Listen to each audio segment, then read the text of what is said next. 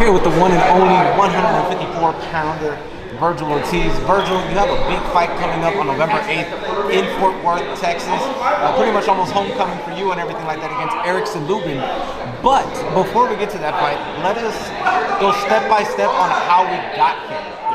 You know, your name was entangled with a lot of primary 154-pounders.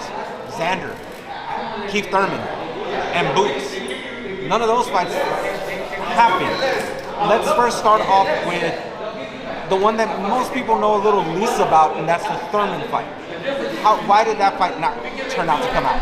I don't know what the exact reasons were. I know that we were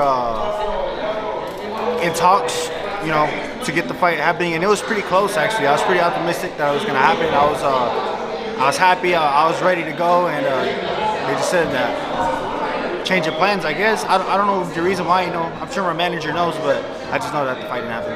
Yeah, I recall a couple interviews back you and I did that Thurman was one of those names that excited you, that you wanted to come out. And now we see where he's going. He's going up against Fundora, and maybe that's why that didn't happen. Xander was the most publicized one, with Xander actually showing the email with the offer, which I felt was actually, you know, 50-50, neutral site, California, Nevada, first title defense, big fight. You saying that the last time that it was offered, it literally took him a second, and this time there was hesitation. What happened? What was the disconnect? What occurred on what end? I know you were very much into that fight, but Xander now is going to go fight in Puerto Rico and everything. What occurred there? Well, the full story is we both got offered a fight in Saudi Arabia in February. But he was only offered me. I was offered like 5 other people, and I said yes to every one of them, including Xander. Xander, you know, he said yeah. I'm sure he did too. But at the end of the day,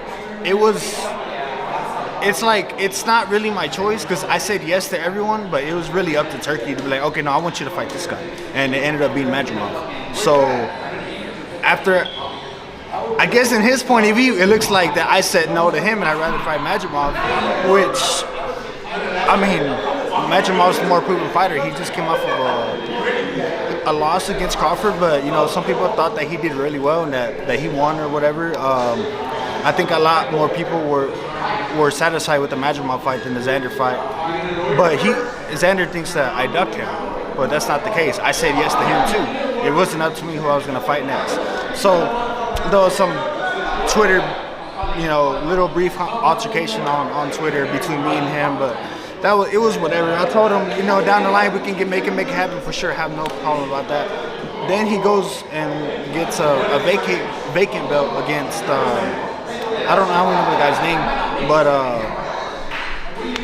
it was. I mean, if we're being honest, he was given that belt. You know, he hasn't fought anyone. You know, he's not a proven champion, and he wanted to say that, oh, I told him, talk to me when you're champion. He was the one that said that. But I'm not about to go back and forth. Oh no, you said this. You like we're some high school girls. You know, you said that. No, you said that. I'm not about that. I'm grown up.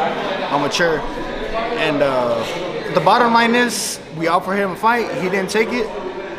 So I mean, that's really it. You know.